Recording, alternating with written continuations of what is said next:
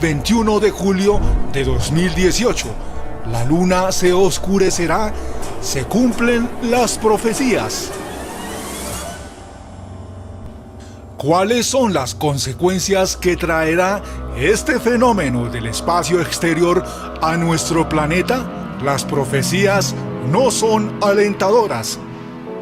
Dentro de este tipo de acontecimientos existen muchos mitos y leyendas, mayormente por parte de los creyentes del texto sagrado, pues se dice que este suceso es el precedente para el apocalipsis prometido para la humanidad.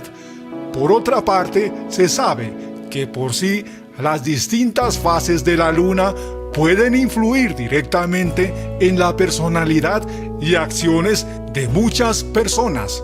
El 27 de julio de este año, la Tierra, el Sol y la Luna protagonizarán un nuevo eclipse lunar, fenómeno astronómico popular entre la sociedad y la comunidad científica.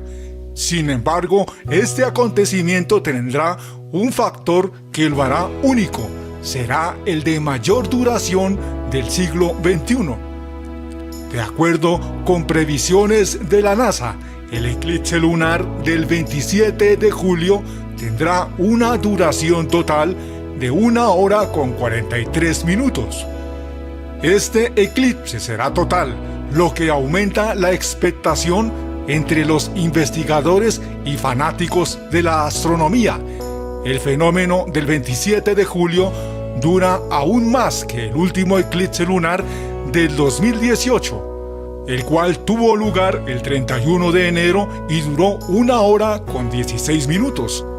Hay una sensación en el mundo de que las cosas están cambiando y que Dios está tratando de comunicarse con la humanidad. Yo creo que en estos próximos 2 años vamos a ver algo dramático que sucederá en Medio Oriente involucrando a Israel, lo que cambiará el curso de la historia en Medio Oriente y el impacto de todo el mundo. La Biblia habla a menudo de signos astronómicos que indican el fin de los tiempos. Nadie sabe el día ni la hora, ni cuándo sucederán estas cosas. Ni siquiera los ángeles del cielo, ni el Hijo mismo. Solo el Padre sabe, dice Jesús en el Evangelio de Mateo. Tal parece que el próximo 27 de julio de 2018, la Luna, la Tierra y el Sol estarán perfectamente alineados, por lo que se generará uno de los eclipses más largos que haya existido.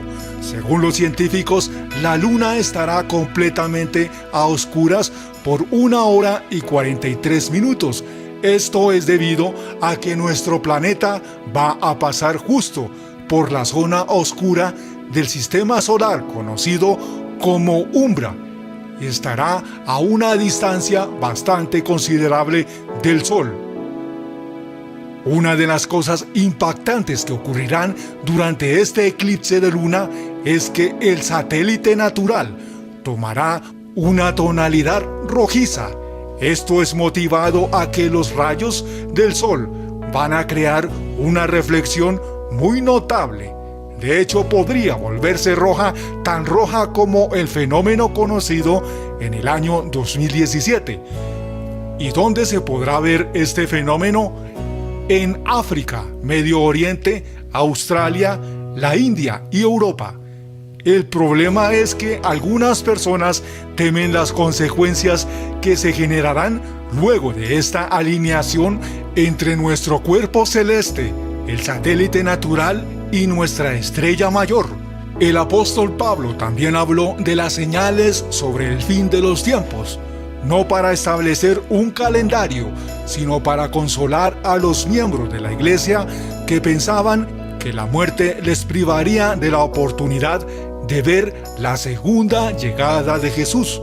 En tiempo de temor generalizado, inseguridad e incertidumbre, los líderes religiosos y teóricos seculares, algunos bien intencionados y algunos que no lo son, explotarán la necesidad de esperanza y seguridad, al declarar el descubrimiento exclusivo de algún plan secreto escondido en medio del desorden.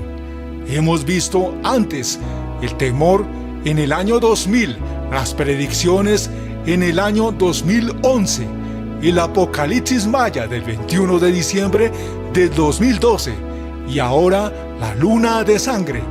Pero en lugar de mirar a los cielos y buscar señales del futuro, los cristianos deben enfocarse en la esperanza y la promesa del mensaje del Evangelio y buscar asemejar a Cristo en la palabra y la obra. ¿Acaso el fin de los tiempos finalmente se encuentra cerca? Para algunos cristianos, la respuesta es tan clara como la luna en el cielo. Los cristianos que ven una conexión divina con el espectáculo celestial están basándose en los hechos de los apóstoles de la Biblia, en la que Dios dice: yo te mostraré maravillas en el cielo arriba y en la corteza de la tierra. El sol será tapado y la luna a sangre antes del increíble día de la venida del Señor. Las señales antes del fin, según la Biblia. Mateo 24, 3:28 y Marcos 13, 3:23. Y le preguntaron diciendo: Maestro, ¿cuándo será esto? ¿Y qué señales habrá cuando estas cosas estén para suceder? Entonces dijo: mirad que no seáis engañados, porque vendrán muchos en mi nombre, diciendo: yo soy el Cristo. El tiempo está cerca, mas no vayáis en pos de ello. Y cuando oigáis de guerra y de sediciones, no os alarméis, porque es necesario que estas cosas acontezcan primero, pero el fin no será inmediatamente. Entonces les dijo: se levantará nación contra nación, y reino contra reino, y habrán grandes terremotos en diferentes lugares, hambres y pestilencias, y habrá terror y grandes señales en el cielo. Pero antes de que todas estas cosas os echaran mano, os perseguirán y os entregarán a las sinagogas y a las cárceles, y seréis llevados ante reyes y ante gobernadores por causa de mi nombre. Y esto os será ocasión para dar testimonio.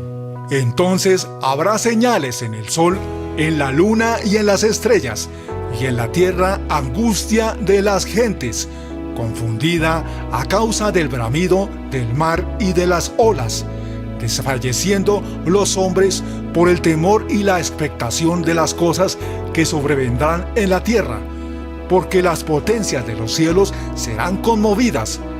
Entonces verán al Hijo del Hombre, que vendrá en una nube con poder y gran gloria. Cuando estas cosas comiencen a suceder, erguíos y levantad vuestra cabeza, porque vuestra redención está cerca. Está por venir, damas y caballeros, un juicio. Está por venir el día cuando todo lo que los hombres han soñado, han tramado y han vendido sus almas para alcanzar, se volverá herrumbre, polvo, moho y corrupción. Vendrá el momento cuando Dios pondrá el punto final en la última frase, en el último párrafo, en la última página, en el último capítulo, en el último libro de la historia, como la conocemos. El tiempo tal y como lo conocemos llegará a su conclusión. El milenio se habrá acabado y los muertos resucitarán para ser juzgados, uno por uno, para estar de pie ante el Señor Jesucristo y comparecer ante el juicio final. Apocalipsis capítulo 20. Por favor, búsquenlo en su Biblia. Empezaremos a leer en el versículo 11 y vamos a permanecer principalmente en este pasaje. Citaré otros pasajes, mas puede mantener su Biblia abierta en Apocalipsis capítulo 20, desde el versículo 11 hasta el 15. Esta es la visión que Dios dio al apóstol Juan del juicio final. Y esto es lo que él vio al mirar el futuro. Y vi un gran trono blanco, y al que estaba sentado en él, de delante del cual huyeron la tierra y el cielo, y ningún lugar se encontró para ellos. Y vi a los muertos, grandes y pequeños, de pie ante Dios, y los libros fueron abiertos. Y otro libro fue abierto, el cual es el libro de la vida. Y fueron juzgados los muertos por las cosas que estaban escritas en los libros, según sus obras. Y el mar entregó los muertos que había en él. Y la muerte y el Hades entregaron los muertos que había en ellos. Y fueron juzgados, cada uno según sus obras. Y la muerte y el Hades fueron lanzados al lago de fuego. Esta es la muerte segunda. Y el que no se halló inscrito en el libro de la vida fue lanzado al lago de fuego. Esta es la palabra de Dios, totalmente verdadera, totalmente inspirada. Y es el mensaje de Dios para esta generación, que es este: hay un juicio en camino. Uno de estos días usted va a estar de pie ante Dios omnipotente, y usted va a ser juzgado. Hay un juicio venidero. 4 cosas deseo poner ante usted esta mañana acerca de este juicio. Primeramente, al abrir la Biblia, quiero que veamos lo que llamaré la escena descrita. En el versículo 11, Juan describe: y vi un gran trono blanco, y al que estaba sentado en él, de delante del cual huyeron la tierra y el cielo. ¡Qué escena! ¡Qué escenario! Estamos hablando de un juicio. Note, la sala del tribunal. Hay una tarima, hay un banco, un trono. Y es grande. Y es blanco. La grandeza habla del poder. La blancura habla de la pureza de este. La palabra trono habla del propósito de este, porque hay un soberano que está sentado en el gran trono blanco. Y espero que usted nunca tenga que estar allí. Jesucristo mismo será el juez. No su opinión de sí, ni algún amigo, ni su madre, ni su padre. Mi madre nunca podría encontrar alguna falta en mí. Ella sonreía con lo que yo hacía. Pero mi madre no será el juez si fuera a estar allí. Pero, ¿quién es este juez? Nada más y nada menos que el Señor Jesucristo. A Jesús se le describe en la Biblia como un cordero, pero también como un león. Jesús en la Biblia es juez y salvador. Usted va a enfrentarlo como un cordero o león. Va a enfrentarlo como juez o salvador, pero se lo prometo, estará ante Jesucristo. Usted tiene una cita con Jesucristo. Jesucristo es la inevitable, ineludible persona en su vida. Usted pudo haberlo maldecido, se pudo haber burlado de él, pudo haberlo ignorado, debatido, pero un día, tal y como estoy de pie aquí, se lo prometo bajo la autoridad de la palabra de Dios, que usted va a encontrarse con Jesucristo. Bien. Ya vimos la descripción de Jesucristo en el libro de Apocalipsis. Está casi al final del libro. Pero permítame mostrarle cómo se lo describe en los primeros capítulos del libro, el que se sienta sobre el trono. Y entonces usted va a entender por qué él es tan imponente, tan aterrador, que incluso los cielos y la tierra huyen de su presencia. Apocalipsis capítulo 1. Empezando por favor en el versículo 13. El apóstol Juan tiene una visión. Él ve a Cristo exaltado, y esto es lo que él describió. Y en medio de los 7 candeleros, a uno semejante al Hijo del Hombre, vestido de una ropa que llegaba hasta los pies, y ceñido por el pecho con un cinto de oro. Su cabeza y sus cabellos eran blancos como blanca lana, como nieve, sus ojos como llamas de fuego, y sus pies semejantes al bronce bruñido, refulgentes como en un horno, y su voz con un estruendo de muchas aguas. Tenía en su diestra 7 estrellas, de su boca salía una espada aguda de 2 filos, y su rostro era como el sol cuando resplandece en su fuerza. Ese, mi amigo, es el que se sienta sobre el trono. Él viste las túnicas reales de un rey y de un juez. Su pelo blanco como la lana habla de su pureza absoluta. Sus ojos como llamas de fuego significan que no solo Él ve, sino que Él ve a través de usted. Él conoce todo acerca de usted. La Biblia dice, no hay cosa creada que no sea manifiesta en su presencia. Antes bien, todas las cosas están desnudas y abiertas a los ojos de aquel a quien tenemos que dar cuenta. Él no puede ser engañado ni desacreditado, ni se puede discutir con Él. Sus pies son como bronce fino. Bronce en la Biblia es un símbolo de juicio. Él va a juzgar implacablemente. Él es incontenible. Su voz es como estruendo de muchas aguas. Cuando habla es como 100 cataratas. Podría imaginarse a alguien discutiendo con las cataratas del Niágara.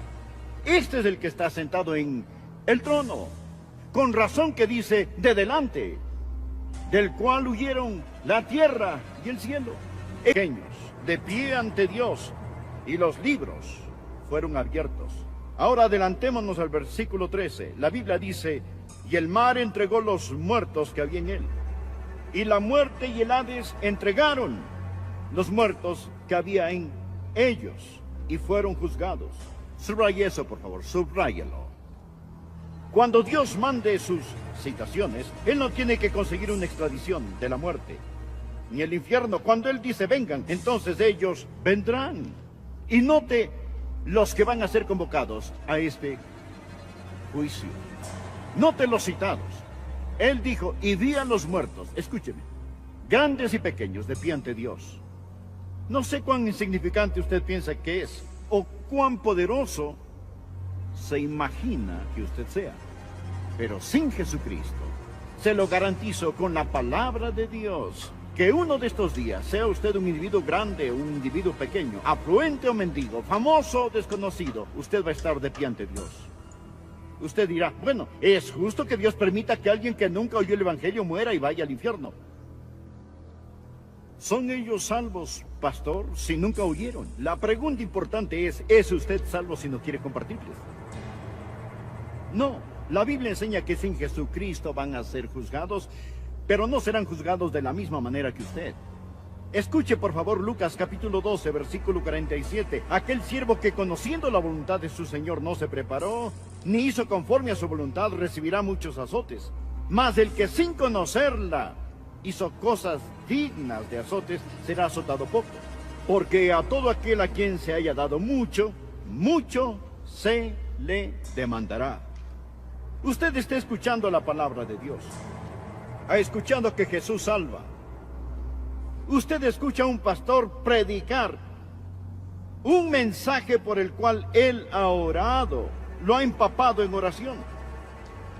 Usted oirá a alguien con lágrimas en los ojos rogarle, implorarle, venga Jesús. Si aquellos que nunca escucharon van a comparecer y ser juzgados, ¿qué va a pasar con usted? ¿Qué le va a pasar a usted?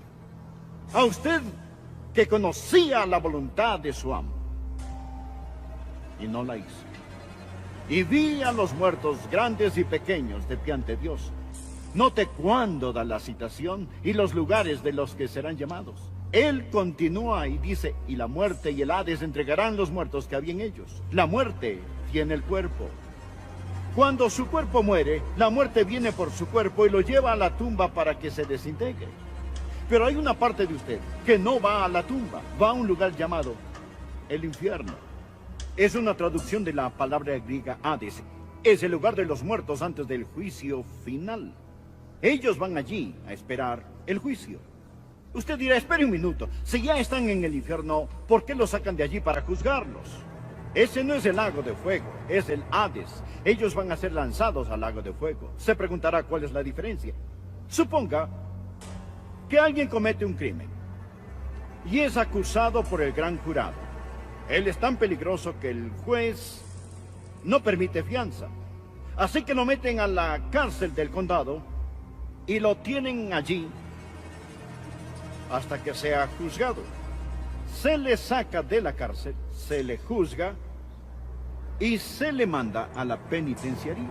El lago de fuego es la penitenciaría eterna, pero por ahora la muerte tiene el cuerpo y el infierno tiene el alma. Ahí es donde van las personas que han muerto sin Cristo. Su cuerpo está en la tumba, su alma detenida en el infierno, esperando el juicio final. Bueno, ¿y por qué sacarlos y juzgarlos de nuevo? Porque este no es el final, como vamos a ver. Ahora pasemos a la tercera cosa. No solo piense en la entrega de la citación, sino también en los secretos expuestos. Los secretos expuestos. Por favor, mire Apocalipsis capítulo 20, versículos 13 de nuevo. Y vi a los muertos grandes y pequeños de pie ante Dios. Y los libros fueron abiertos. Los libros fueron abiertos.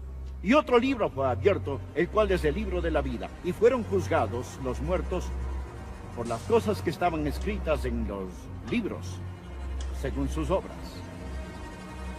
Dios está manteniendo los libros. Dios está registrando los secretos que nadie más sabe. Permítame darle algunos versículos para su margen. Eclesiastés 12:14. Porque Dios traerá toda obra a juicio juntamente con toda cosa encubierta, sea buena o sea mala. Romanos capítulo 2, versículo 16. En el día en que Dios juzgará por Jesucristo los secretos de los hombres. Verá, existen cosas confidenciales, cosas que nadie sabe. Cosas que usted hizo cuando estuvo en el servicio militar. Cosas que ni su madre, ni su padre, ni su esposa saben. Cosas que tal vez ni sus hijos saben. Cosas quizás que usted mismo ha olvidado. Mas Dios está manteniendo los libros. Hay secretos que se han reprimido y tratado de sacar de su conciencia. Pensamos que quizás el estatuto de limitaciones los borrará todos. Y hemos vivido lo suficiente como para endurecernos hacia cosas particulares, pero Dios mantiene los libros. Yo tenía un amigo a quien estaban criticando y le pregunté, ¿cómo te sientes al ser criticado? Y él dijo, solo doy gracias a Dios que no saben más. Solo doy gracias a Dios que no saben más. Pero Dios conoce todo, secretos que se han reprimido, secretos que se han registrado. Bien, prosigamos con la última cosa. Y esta es la sentencia determinada. La sentencia determinada. Estamos hablando ahora de una sala de tribunales. Hemos hablado de la escena, hemos hablado de la citación, hemos hablado de los secretos que van a ser expuestos. Ahora existe una sentencia. La sentencia va a ser determinada. Note lo que él dice aquí. Y fueron juzgados cada uno según sus obras. Versículo 13. Y la muerte y el Hades fueron lanzados al lago de fuego. Esta es la muerte segunda. Y el que no se halló inscrito en el libro de la vida fue lanzado al lago de fuego.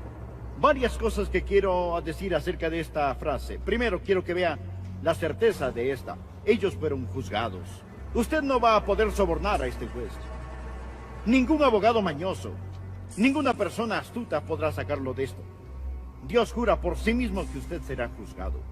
Permítame darle una de las escrituras más aterradoras en la Biblia, Romanos 14, versículos 11 y 12. Porque escrito está, vivo yo, dice el Señor, que ante mí se doblará toda rodilla y toda lengua confesará a Dios. De manera que cada uno de nosotros dará cuenta de sí a Dios. Dios jura por sí mismo que usted va a ser juzgado. Pero no piense en la certeza de la sentencia, sino en la severidad de la misma. La Biblia dice que ellos van a ser juzgados según sus obras. Usted no se salva por obras, se salva por medio de la gracia, pero es juzgado por obras. Usted será juzgado por sus obras. Eso significa que no habrá misericordia. ¿Está escuchando? No piense erróneamente que cuando muera, estará ante Dios y se postrará a la misericordia de la corte. No habrá misericordia. Mas si quiere misericordia, usted puede obtenerla. Si quiere perdón, usted puede obtenerlo. Si quiere gracia, se le ofrece libremente, pero debe obtenerla en este día y en este tiempo. Cuando usted oye la predicación del Evangelio y rechace el Evangelio, no tenga el descaro, la osadía de comparecer ante Dios en el juicio y suplicar por misericordia. Permítame darle otra cita. Hebreos 10, versículos 28 al 31. El que viola la ley de Moisés por el testimonio de 2 o 3 testigos muere irremisiblemente. ¿Cuánto mayor castigo pensáis que merecerá el que pisoteare al Hijo de Dios y tuviere por inmunda la sangre del pacto en la cual fue santificado e hiciere afrenta al Espíritu de gracia? Pues conocemos al que dijo: mía es la venganza, yo daré el pago, dice el Señor. Y otra vez, el Señor juzgará a su pueblo. Horrenda cosa es caer en manos del Dios vivo.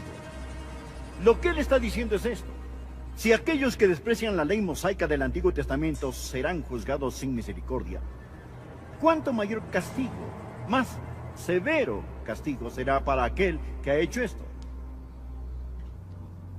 El que ha ridiculizado a Jesús,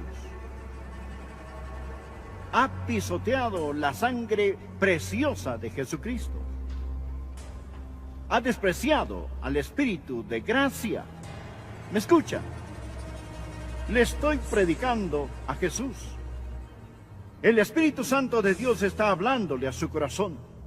Y usted, después de escuchar este mensaje, estará o bajo la sangre, habiendo recibido el perdón de sus pecados, o sobre la sangre, pisoteando la sangre de Jesús bajo sus pies. Cuando usted hace eso, si usted dice: yo no quiero a Dios, no quiero a Cristo, no quiero ser salvo, no al Espíritu Santo, usted desprecia al Espíritu de gracia, y al llegar al juicio, ahí sí suplicará por misericordia, no le servirá de nada.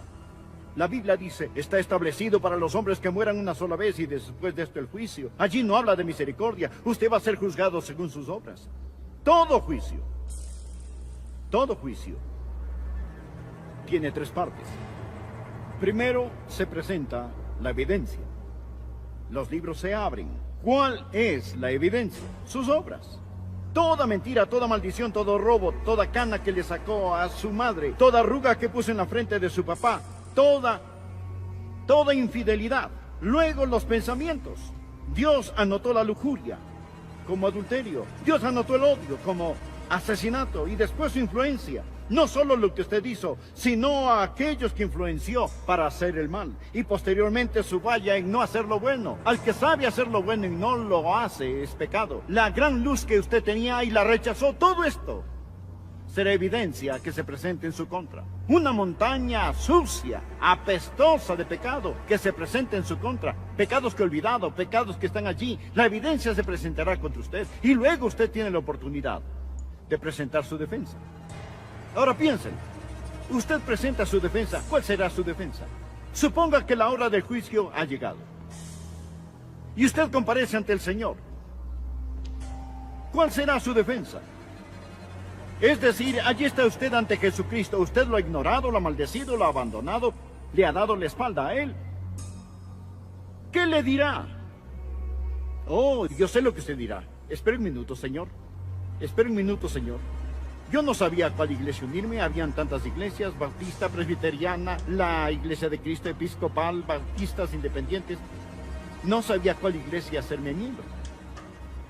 Yo no dije que creyeras en la iglesia. Yo te dije: cree en el Señor Jesucristo y serás salvo.